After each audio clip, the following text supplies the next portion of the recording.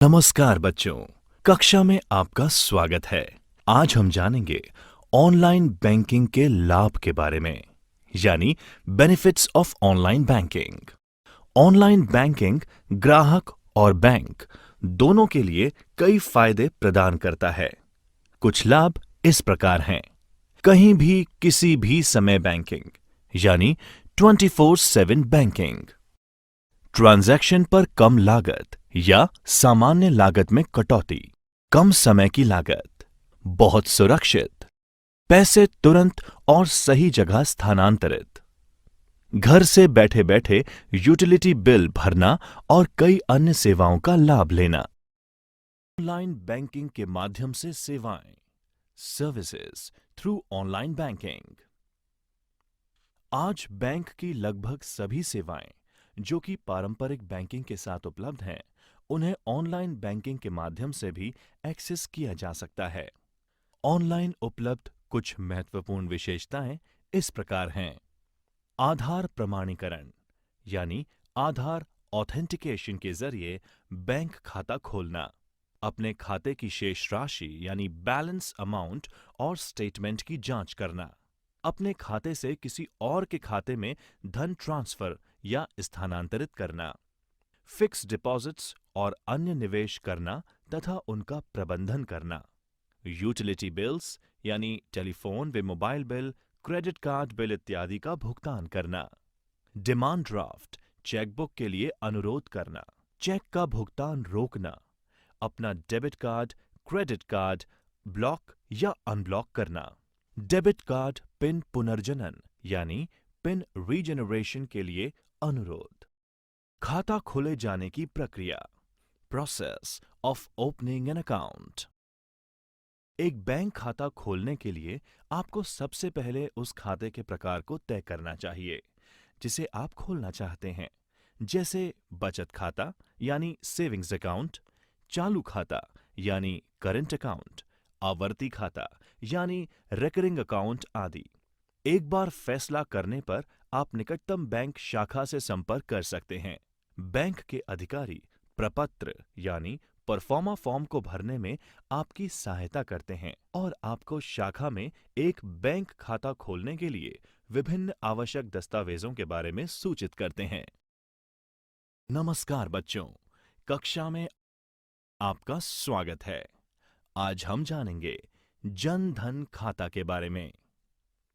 प्रधानमंत्री जन धन योजना भारत सरकार द्वारा अगस्त 2014 में शुरू की गई एक राष्ट्रीय योजना है, जिसका उद्देश्य ये सुनिश्चित करना है कि भारत के आर्थिक रूप से कमजोर वर्गों तक वित्तीय सेवाएं जैसे बचत व जमा बैंक खाता यानी सेविंग्स व डिपॉजिट अकाउंट, प्रेषित धन यानी रेमिटेंस, क्रेडिट, बीमा, पेंशन इत्यादि किफायती तरीकों से पहुंचे।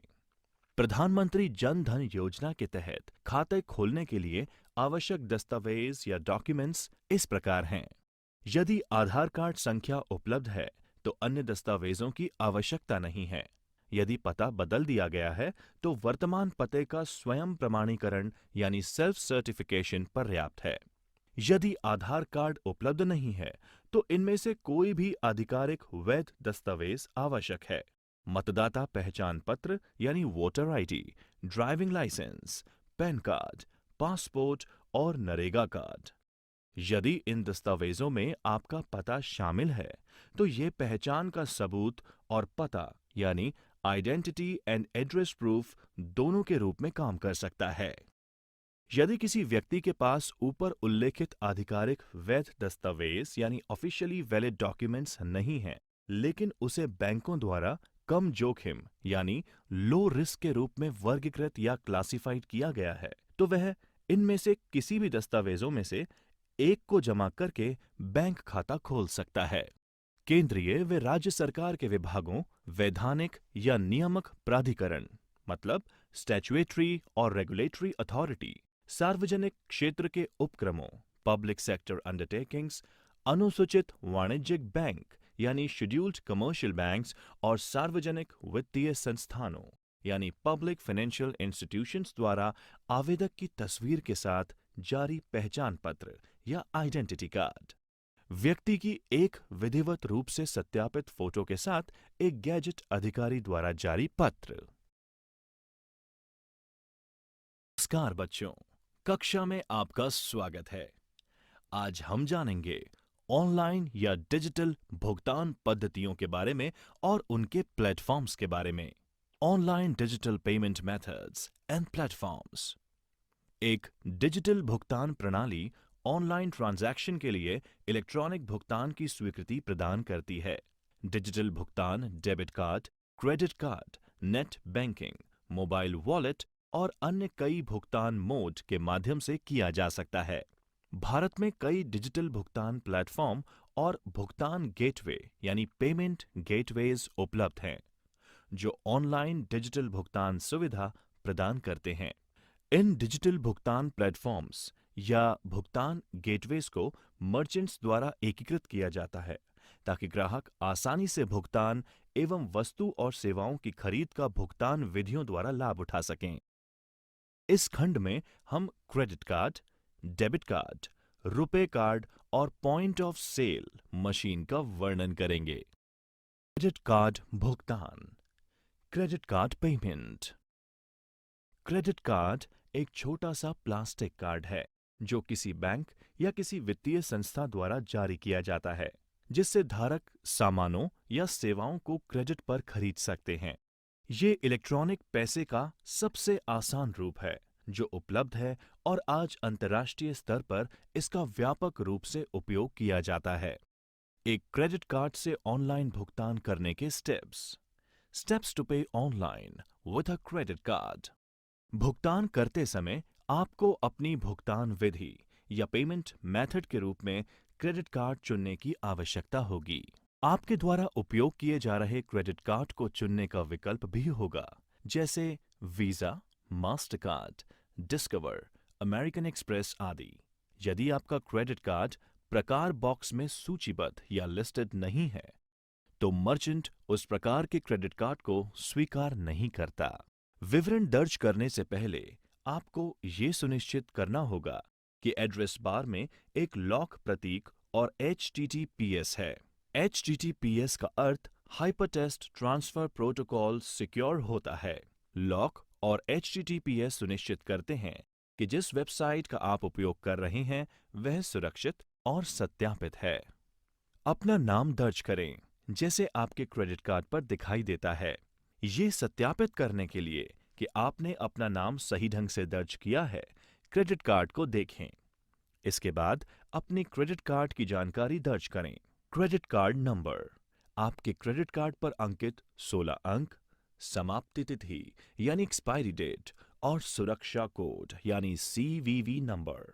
आमतौर पर क्रेडिट कार्ड नंबर के बाद कार्ड के पीछे 3 अंकों की सुरक्षा कोड मुद्रित किया जाता है। अपने क्रेडिट कार्ड के लिए बिलिंग पता या बिलिंग एड्रेस दर्ज करें। ये वह पता है जिस पर आप अपना क्रेडिट कार्ड स्टेटमेंट प्राप्त करते हैं। ध्यान दें कि ये पता शिपिंग एड्रेस से भिन्न हो सकता है। उदाहरण के लिए, यदि आपके स्टेटमेंट पोस्ट ऑफिस पर प्राप्त होते हैं, लेकिन आप अपने ऑर्डर को अपने घर में भेजना चाहते हैं, या अगर आप किसी को उपहार के रूप में भेजना चाहते हैं। जब आप भुगतान बटन पर क्लिक करते हैं, तो आपको अपने पंजीकृत मोबाइल पर एक OTP यानी वन टाइम पासवर्ड प्राप्त होगा। प्रमाणीकरण पृष्ठ यानी ऑथेंटिकेशन पेज पर इस OTP को दर्ज करें और ट्रांजैक्शन पूर्ण करें। ट्रांजैक्शन के सफल समापन पर आपको एक ट्रांजैक्शन संदर्भ संख्या प्राप्त होगी। आपको इसे अपने संदर्भ उद्देश्य के लिए संभाल कर रखना चाहिए। आपके द्वारा किए गए भुगतान के साथ किसी भी तरह कार्ड। एक डेबिट कार्ड, जिसे बैंक कार्ड या चेक कार्ड भी कहा जाता है, एक प्लास्टिक का भुगतान कार्ड होता है जिसका इस्तेमाल खरीदारी करते समय नकदी के बजाय किया जा सकता है। ये एक क्रेडिट कार्ड के समान है, लेकिन क्रेडिट कार्ड के विपरीत कोई ट्रांजैक्शन करते समय धन सीधे आपके खाते से ही डेबिट हो जाता है। एक डेबिट कार्ड से ऑनलाइन भुगतान करने के स्टेप्स टू पे online with a debit card. सुनिश्चित करें कि आपके खाते में पर्याप्त पैसा है। मर्चेंट वेबसाइट आपको भुगतान विधि या पेमेंट मेथड चुनने के लिए कहेगी। आपको अपनी भुगतान विधि या पेमेंट मेथड के रूप में डेबिट कार्ड चुनने की आवश्यकता होगी। कुछ मामलों में मर्चेंट वेबसाइट आपको भुगतान गेटवे या पेमेंट गेटवे पर रीडायरेक्ट करती है। विवरण दर्ज करने से पहले आपको ये सुनिश्चित करना होगा कि एड्रेस बार में एक लॉक प्रतीक और HTTPS है। HTTPS का अर्थ हाइपरटेक्स्ट ट्रांसफर प्रोटोकॉल सिक्योर होता है। लॉक और HTTPS सुनिश्चित करते हैं कि जिस वेबसाइट का आप उपयोग कर रहे हैं वह सुरक्षित और सत्यापित है। अपना कार्ड नंबर और CVV या CVC2 नंबर दर्ज करें। आपको अपने कार्ड की समय सीमा समाप्त होने वाले महीने और वर्ष दर्ज करने के लिए कहा जाएगा। कार्ड धारक का नाम भी आवश्यक हो सकता है। CVV या CVC2 संख्या आपके कार्ड के पीछे एक 3 अंकीय संख्या होती है। इसे 4 अंकों की संख्या के दाईं ओर रखा गया है। ये 4 अंकों की संख्या कार्ड संख्या की अंतिम 4 अंकीय संख्या होती है। आपको ट्रांजैक्शन प्रमाणित करने के लिए पासवर्ड की आवश्यकता हो सकती है। OTP यानी वन टाइम पासवर्ड का विकल्प भी उपलब्ध हो सकते हैं। यदि आप ये विकल्प चुनते हैं तो आपको बैंक से मैसेज या ईमेल द्वारा एक पासवर्ड भेजा जाएगा। पासवर्ड केवल एक बार उपयोग किया जा सकता है और ये केवल सीमित अवधि के लिए ही वैध रहता है। आप अपने बैंक से ट्रांजैक्शन के सफल समापन पर ट्रांजैक्शन अपडेट प्राप्त करेंगे। आपको द्वारा दिए गए भुगतान के साथ किसी भी तरह के मामले में ये उपयोगी हो सकता है। नमस्कार बच्चों, कक्षा में आपका स्वागत है। आज हम जानेंगे रुपए कार्ड पेमेंट के बारे में। रुपए रुपए और पेमेंट का एक संयोजन या कॉम्बिनेशन है। ये भारत के राष्ट्रीय भुगतान निगम यानी NPCI national payment corporation of India के द्वारा बनाया और लॉन्च किया गया है। ये कार्ड डेबिट कार्ड का एक भारतीय संस्करण है। ये देश में भुगतान प्रणालियों के एकीकरण के इरादे से बनाया गया है। रुपए डेबिट कार्ड से ऑनलाइन भुगतान करने के स्टेप्स टू पे online with a RuPay debit card. Merchant website पर जाएं और रुपए डेबिट कार्ड का उपयोग करने के लिए वेबसाइट पर कोई उत्पाद या सेवा ढूंढें। अपना मोबाइल नंबर दर्ज करने के बाद पेमेंट पेज पर जाएं और भुगतान विकल्प के तहत भुगतान मोड के रूप में रुपए डेबिट कार्ड चुनें।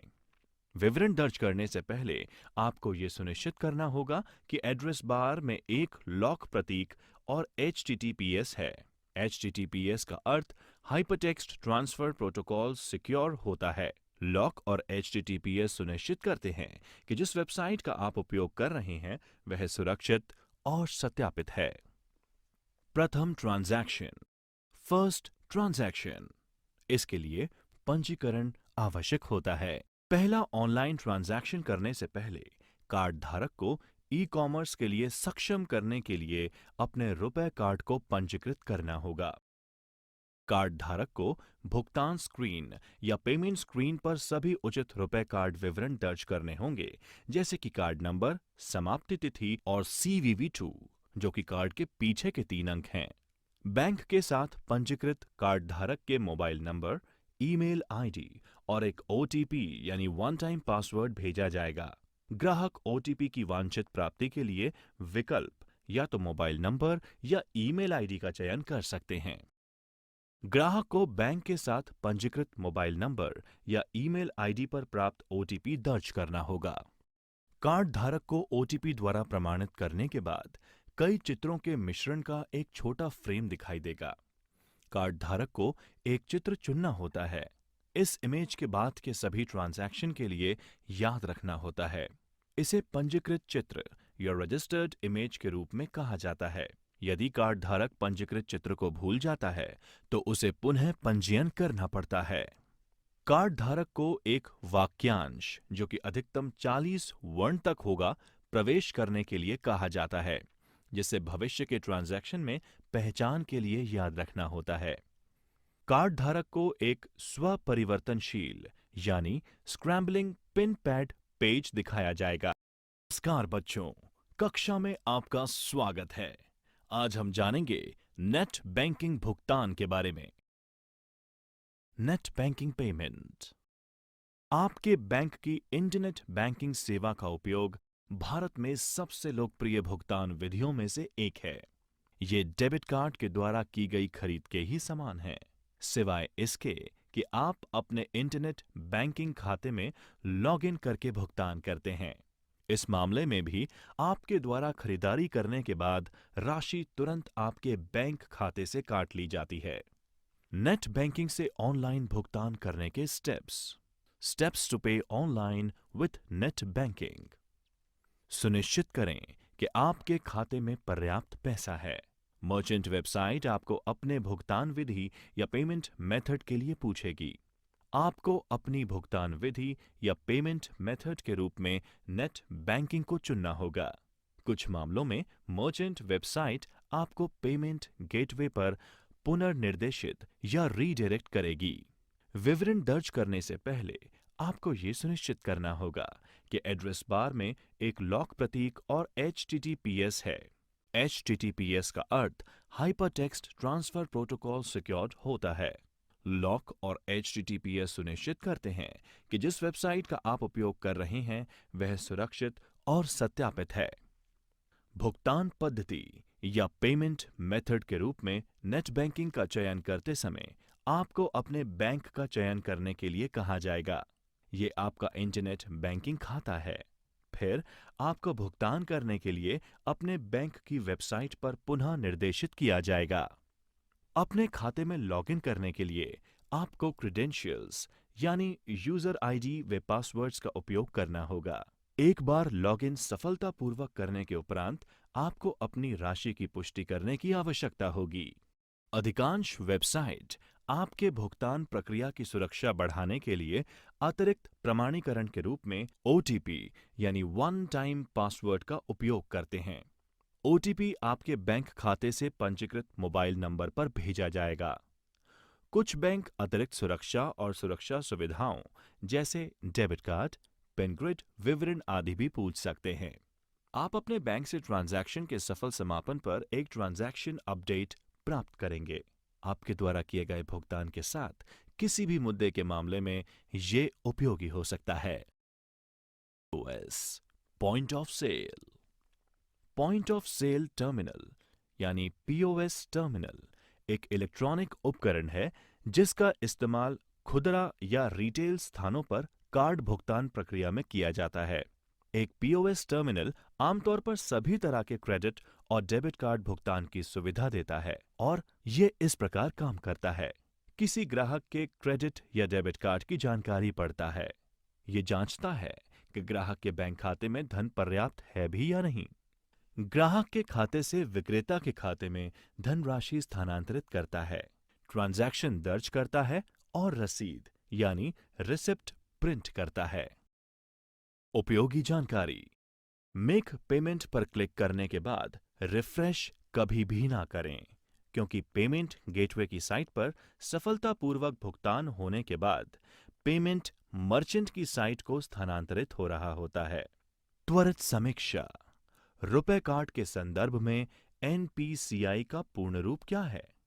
एक क्रेडिट कार्ड क्या होता है? मोबाइल भुगतान, मोबाइल पेमेंट्स। मोबाइल भुगतान या मोबाइल पेमेंट आमतौर पर मोबाइल डिवाइस से या उसके द्वारा की जाने वाली भुगतान सेवाओं से संबंधित है। इन्हें mobile money, mobile wallet, digital wallet भी कहा जाता है और ये सेवाएं फाइनेंशियल रूल्स के तहत संचालित की जाती हैं। ऐसी कई मोबाइल भुगतान सेवाएं हैं जिनका इस्तेमाल भारत में किया जा रहा है, जैसे डिजिटल या मोबाइल वॉलेट, UPI यानी unified payment interface, Bhim BHIM यानी Bharat interface for money, USSD यानी unstructured supplementary service data, AEPS यानी Aadhaar enabled payment system, micro ATM इत्यादि। मोबाइल वॉलेट भौतिक वॉलेट यानी फिजिकल वॉलेट का डिजिटल समतुल्य यानी इक्विवेलेंट है, जिसमें हम पैसे रखते हैं। ये एक ऑनलाइन प्लेटफॉर्म है जो उपयोगकर्ता को एक बैंक अकाउंट की तरह पैसे रखने की सुविधा देता है। किसी उपयोगकर्ता या यूजर को मोबाइल वॉलेट प्रदाता यानी प्रोवाइडर के साथ एक खाता बनाने की आवश्यकता होती है। इस मोबाइल वॉलेट खाते में डेबिट, क्रेडिट, ऑनलाइन ट्रांजैक्शन या नकदी के माध्यम से पैसे जमा किया जाता है, जिसे उपयोगकर्ता बाद में खर्च कर सकता है। बैंक खाते के माध्यम से ऑनलाइन ट्रांजैक्शन और मोबाइल वॉलेट के बीच मुख्य अंतर ये है कि बैंकों के विपरीत मोबाइल वॉलेट में प्रत्येक ट्रांजैक्शन पर कितनी भी राशि हो, कोई शुल्क नहीं देना पड़ता। इसके अलावा ग्राहक को हर ट्रांजैक्शन पर अनावश्यक कार्ड विवरण और पिन नंबर दर्ज करने की जरूरत नहीं होती। ये आसान और सुविधाजनक है, क्योंकि उपयोगकर्ता को सिर्फ खाते में साइन इन कर भुगतान करना होता है। भारत में कई मोबाइल वॉलेट उपलब्ध हैं, कुछ बैंकों द्वारा और कुछ निजी कंपनियों द्वारा चलाए जा रहे हैं। ये ज्यादातर समान सेवाएं और एक ही प्रकार की ऑपरेटिंग प्रक्रिया प्रदान करते हैं। मोबाइल वॉलेट के कुछ उदाहरण हैं पेटीएम, एसबीआई बडी, फ्रीचार्ज, मोबीक्विक, फोन पे, ऑक्सीजन, एम रुपी, पेयू मनी, एयरटेल मनी, जियो मनी, वोडाफोन एम पैसा, axis bank lime, ICICI pockets, speed पे इत्यादि। हम इस अध्याय में इनमें से कुछ पर चर्चा करेंगे। पेटीएम। पेटीएम को आप इसकी वेबसाइट www.paytm.com से या गूगल प्ले स्टोर से अपने स्मार्टफोन या मोबाइल पर डाउनलोड कर सकते हैं। अपने मोबाइल पर एक बार डाउनलोड और इंस्टॉल किए जाने के बाद आपको मोबाइल नंबर के साथ खुद को पंजीकृत करने के लिए पेटीएम ऐप खोलने की आवश्यकता होगी। आप पंजीकरण के बिना पेटीएम ऐप में लॉगिन भी कर सकते हैं, लेकिन फिर आप कोई ट्रांजैक्शन नहीं कर पाएंगे। एक बार लॉगिन करने के बाद पेटीएम पर उपलब्ध किसी भी सेवा जैसे ट्रांजैक्शन करने, वॉलेट में पैसे जोड़ने, अपने वॉलेट बैलेंस और लेन देन की जांच, किसी अन्य पेटीएम खाता धारक को पैसा देना, अपने यूटिलिटी बिलों का भुगतान करना और अपने मोबाइल नंबर पर रिचार्ज आप कर सकते हैं। आप फिल्म, ट्रेन, बस, हवाई जहाज, इवेंट टिकट आदि भी बुक कर सकते हैं। आप अपने पेटीएम वॉलेट में रिचार्ज या पैसा जोड़ने के लिए credit card, debit card, net banking जैसे किसी भी तरीके का उपयोग कर सकते हैं। आप ऐड मनी फीचर का उपयोग कर सकते हैं और अपने वॉलेट में पैसे जोड़ने के लिए इसका चरणबद्ध तरीके से अनुसरण कर सकते हैं। भारत में कई व्यापारी हैं जो पेटीएम के माध्यम से स्वीकार करते हैं। आपकी खरीद के बाद आप मर्चेंट के मोबाइल नंबर, ईमेल का उपयोग कर व्यापारी को पैसे हस्तांतरित कर सकते हैं या व्यापारी को पेटीएम द्वारा निर्दिष्ट प्री प्रिंट किए गए क्यूआर कोड को स्कैन कर सकते हैं। आप मर्चेंट को अपने वॉलेट के माध्यम से या credit card, debit card, net banking इत्यादि का उपयोग करके पैसे भेज सकते हैं। अगर आप वॉलेट के माध्यम से किसी को भी राशि भेजना चाहते हैं, तो आपको अपने वॉलेट में बैलेंस या धनराशि रखने की जरूरत होगी। फ्रीचार्ज। फ्रीचार्ज एक ई-कॉमर्स वेबसाइट और मोबाइल वॉलेट है जो भारत में prepaid mobile phone, postpaid mobile, DTH और डेटा कार्ड रिचार्ज करने के लिए ऑनलाइन सुविधा प्रदान करता है। ये एप्लीकेशन चैट और पे सुविधा प्रदान करता है, जो दो फ्रीचार्ज उपयोगकर्ताओं को अपने फ्रीचार्ज वॉलेट से अपने बीच पैसे हस्तांतरण करने और प्राप्त करने में सक्षम बनाता है। ये स्प्लिट बिल जैसी कुछ रोचक सुविधाएं भी प्रदान करता है, जिससे आप अपने दोस्तों के बीच भुगतान की जाने वाली राशि को विभाजित यानी डिवाइड कर सकते हैं। फ्रीचार्ज को गूगल प्ले स्टोर से डाउनलोड और इंस्टॉल किया जा सकता है और आप अपने मोबाइल नंबर से खुद को पंजीकृत कर सकते हैं। फ्रीचार्ज भी पेटीएम के ही समान मिलती-जुलती सेवाएं देता है। स्टेट बैंक बडी। स्टेट बैंक बडी आपके स्मार्टफोन हेतु स्टेट बैंक ऑफ इंडिया द्वारा बनाया गया एक मोबाइल वॉलेट है। ये एक अर्धबंद यानी सेमी क्लोज्ड प्रीपेड वॉलेट है, जिसका इस्तेमाल अन्य वॉलेट के उपयोगकर्ताओं या यूजर्स और बैंक खातों में कभी भी कहीं भी पैसा ट्रांसफर करने के लिए किया जा सकता है। आप स्टेट बैंक बडी गूगल प्ले स्टोर पर खोज करके इस ऐप को डाउनलोड और इंस्टॉल कर सकते हैं। एक बार इंस्टॉल होने पर आप इसे खोल सकते हैं और अपना फेसबुक अकाउंट या मोबाइल नंबर का उपयोग करके खुद को पंजीकृत कर सकते हैं। यह एप्लीकेशन हिंदी और अंग्रेजी सहित कई भाषाओं में उपलब्ध है। आप इस ऐप पर उपलब्ध ये फीचर्स उपयोग कर सकते हैं। पैसा भेजना, अपना विवरण देखना, अपने एसबीआई बडी को निजीकृत यानी पर्सनलाइज करना, प्रीपेड मोबाइल और डीटीएच रिचार्ज करना, अपने बिलों का भुगतान करना, मूवी टिकट बुक करना, ऑनलाइन मर्चेंट भुगतान करना आदि। उपयोगी जानकारी। प्रत्येक नागरिक को अपने मोबाइल वॉलेट पासवर्ड को सुरक्षित रखना चाहिए और इसे किसी के भी साथ साझा यानी शेयर नहीं करना चाहिए। ओटीपी, जो कि वन टाइम पासवर्ड है, सुरक्षा सुविधा को सदैव इनेबल करके रखना चाहिए ताकि जब भी कोई व्यक्ति आपके वॉलेट में लॉगिन करने का प्रयास करे तब आपको उसकी जानकारी मिल सके। बिना सही ओटीपी दर्ज किए कोई भी व्यक्ति आपके खाते में प्रवेश नहीं कर सकता है। नमस्कार बच्चों, कक्षा में आपका स्वागत है। आज हम जानेंगे यूपीआई यानी यूनिफाइड पेमेंट इंटरफेस के बारे में। यूनिफाइड पेमेंट इंटरफेस भारत के सभी खुदरा भुगतान प्रणालियों के लिए राष्ट्रीय भुगतान निगम यानी NPCI national payment corporation of India द्वारा विकसित एक भुगतान प्रणाली है जो स्मार्टफोन के उपयोग से किसी भी दो बैंक खातों के बीच धन हस्तांतरण की अनुमति देता है। यूपीआई एक ग्राहक को बिना क्रेडिट कार्ड विवरण, आईएफएससी कोड या नेट बैंकिंग, वॉलेट पासवर्ड का विवरण दर्ज किए एक बैंक खाते से अलग-अलग व्यापारियों को ऑनलाइन और ऑफलाइन भुगतान करने की अनुमति देता है। UPI application Google play store से डाउनलोड किया जा सकता है। इस ऐप को इंस्टॉल करने के बाद आपको नाम, वर्चुअल आईडी यानी भुगतान का पता, पासवर्ड इत्यादि जैसे विवरण दर्ज करके अपना प्रोफाइल बनाने की आवश्यकता होती है। इसके बाद आप add link manage bank account विकल्प पर जा सकते हैं और वर्चुअल आईडी के साथ बैंक और खाता नंबर लिंक कर सकते हैं। आपको एमपिन यानी mobile banking personal identification number तैयार करना होता है क्योंकि ये मोबाइल के माध्यम से किसी भी ट्रांजैक्शन के लिए आवश्यक होता है। एमपिन जनरेट करने के लिए ये स्टेप्स हैं। उस बैंक खाते का चयन करें जहां से आप ट्रांजैक्शन शुरू करना चाहते हैं और मोबाइल बैंकिंग पंजीकरण एमपिन जनरेट करें विकल्प का चयन करें। आपको अपने पंजीकृत या रजिस्टर्ड मोबाइल नंबर पर जारीकर्ता बैंक यानी इशूइंग बैंक से वन टाइम पासवर्ड यानी ओटीपी प्राप्त होगा। आपको डेबिट कार्ड नंबर के अंतिम 6 अंक और समाप्ति तिथि यानी एक्सपायरी डेट दर्ज करने होंगे। ओटीपी और पसंदीदा संख्यात्मक एमपिन जो भी आपको सेट करना है दर्ज करें और सबमिट पर क्लिक करें। सबमिट करने के बाद ग्राहक एमपिन बदलने के लिए नोटिफिकेशन सक्सेसफुल या डिक्लाइंड प्राप्त करता है।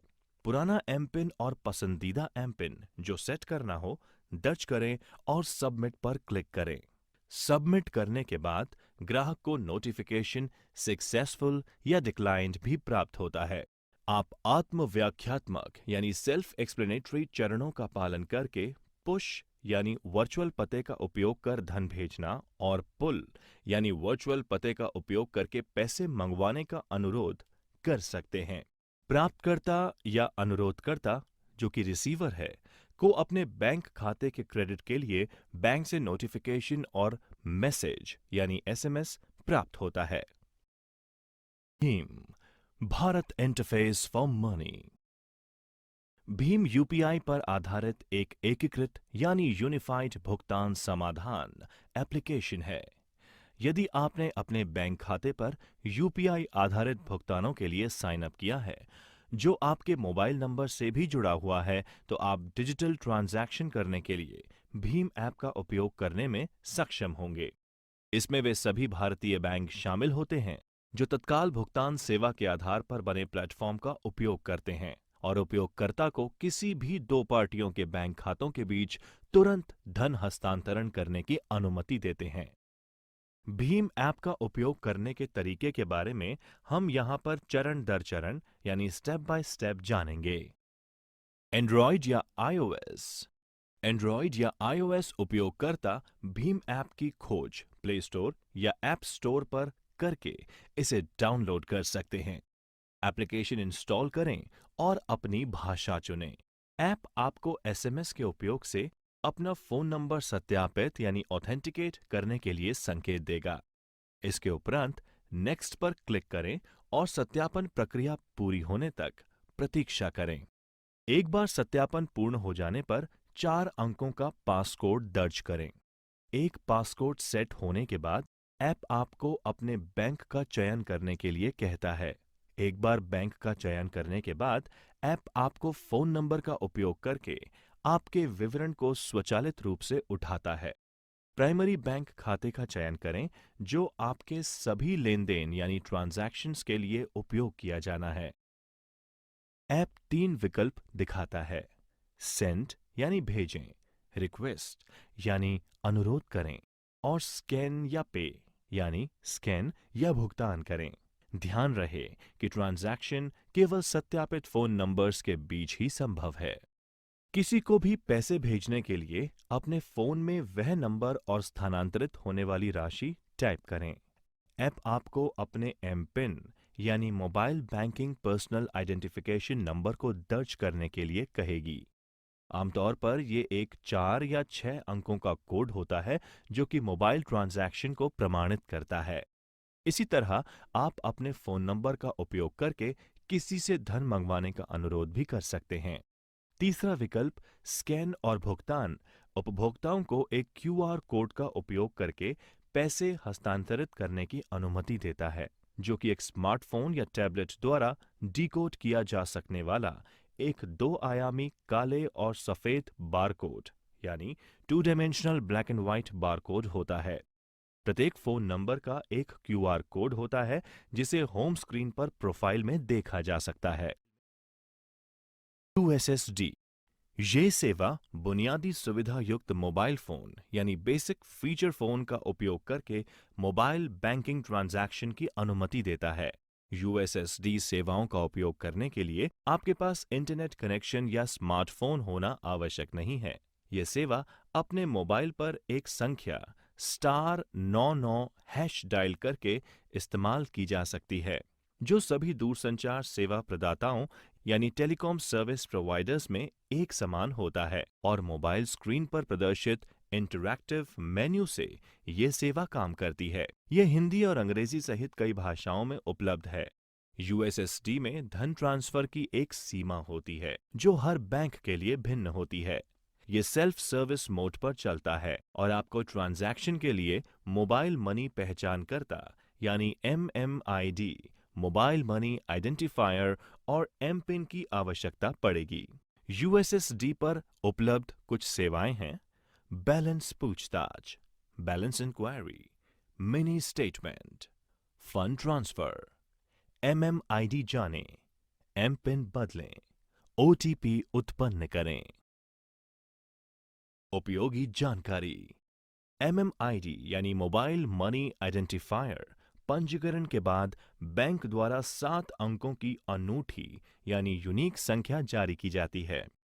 रेमिटर ग्राहक जो पैसा भेजना चाहते हैं और बेनिफिशियरी ग्राहक जो धन प्राप्त करना चाहते हैं, जो मोबाइल नंबर और एमएमआईडी के माध्यम से इस इंटरबैंक फंड का हस्तांतरण करना चाहते हैं, इनके पास इस एमएमआईडी का होना आवश्यक है। AEPS आधार एनेबल्ड पेमेंट सिस्टम, आधार सक्षम भुगतान प्रणाली। AEPS बैंक खाते से धन प्राप्त करने का एक तरीका है। धन प्राप्त करने की ये व्यवस्था ना तो आपके हस्ताक्षर और ना ही डेबिट कार्ड की मांग करती है। ये प्रमाणीकरण के लिए आधार डेटा का लाभ उठाती है। यूपीआई और यूएसएसडी की तरह ये भारत के राष्ट्रीय भुगतान निगम यानी एनपीसीआई की एक और पहल है। AEPS एक मशीन है जिसे माइक्रो एटीएम भी कहा जाता है। ये मशीन पीओएस मशीनों के समान है जो क्रेडिट डेबिट कार्ड स्वीकार करते हैं। एकमात्र अंतर यह है कि इसमें किसी भी कार्ड के बजाय आपको अपने बायोमेट्रिक यानी आमतौर पर फिंगरप्रिंट का उपयोग करके अपने भुगतान को प्रमाणित करने की आवश्यकता पड़ती है। एक व्यापारी जिसे भुगतान स्वीकार करने की जरूरत है, वह आधार संख्या और राशि मशीन में मौजूद टच इंटरफेस का उपयोग करके दर्ज करेगा। ग्राहक को उसके फिंगरप्रिंट का उपयोग करके भुगतान को प्रमाणित करना होगा। ये राशि उस बैंक खाते से काट ली जाएगी जो ग्राहक के आधार संख्या से जुड़ी होती है और व्यापारी के बैंक खाते में जमा हो जाएगी। ये मोबाइल ऐप के रूप में भी उपलब्ध है ताकि व्यापारी फिंगरप्रिंट स्कैनर युक्त स्मार्टफोन का उपयोग एईपीएस के फायदे उठाने के लिए कर सकें।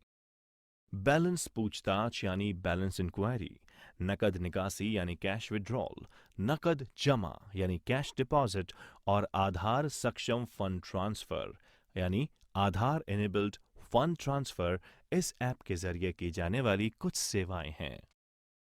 त्वरित समीक्षा। यूपीआई का पूरा नाम क्या है? मोबाइल वॉलेट की कुछ विशेषताएं सूचीबद्ध करें।